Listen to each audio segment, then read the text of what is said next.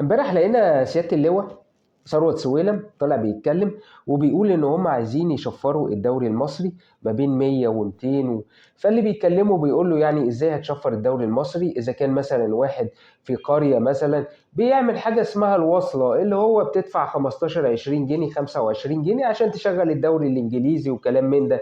هيدفع لك ازاي انت مبلغ مثلا 100 ولا 200 جنيه علشان يقدر يتفرج على مباراة زي مباراة الأهلي مثلا والزمالك والمباريات بتاعة الدوري؟ قال له هل ممكن ده يحصل؟ قال له اه طبعا عشان نقدر ندخل فلوس وكلام من ده.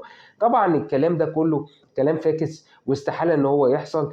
وحاجة زي كده مباراة الدوري بالذات بتبقى هم عارفين أهمية كرة القدم بالنسبة للشعب المصري، فاستحالة ان هم يعملوا حاجة زي كده. هو مجرد كلام بيتقال وخلاص ان هم هيشفروا الدوري المصري. بس انا واحد من الناس بقول لك انا لو شفروا الدوري المصري انا اروح ادفع ال 100 جنيه دي واتفرج على الدوري الانجليزي او الدوري الاسباني.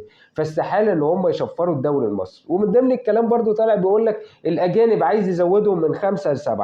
الحقيقه ان مفيش غير نادي واحد بس، النادي الاهلي، اللي مستفاد من قصه ان يبقى فيه اجانب اكتر من 5، لان هو الوحيد اللي بيدفع فلوس للعيبه موجوده في الفريق ولعيبه مش موجوده في الفريق.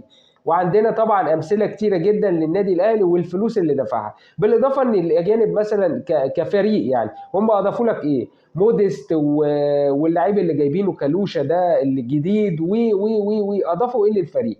انت عندك واحد زي ناصر منسي حاطط اهداف اكتر من المحترفين بتوع النادي الاهلي مجتمعين.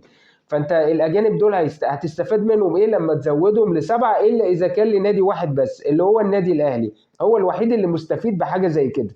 وانت هتخليه في حته تانية في حين بقيه الفرق بتحاول ان هي تعافر عشان تقدر تحصل للنادي الاهلي. مش عارف الصراحه انتوا عايزين تودوا كره القدم لغايه فين، ولا انتوا عايزين ايه بالظبط؟ مش فاهم. منظومه من الفشل، فشل في فشل في فشل في فشل، تحس ان الفشل بيلاحقهم او هم بيلاحقوا الفشل.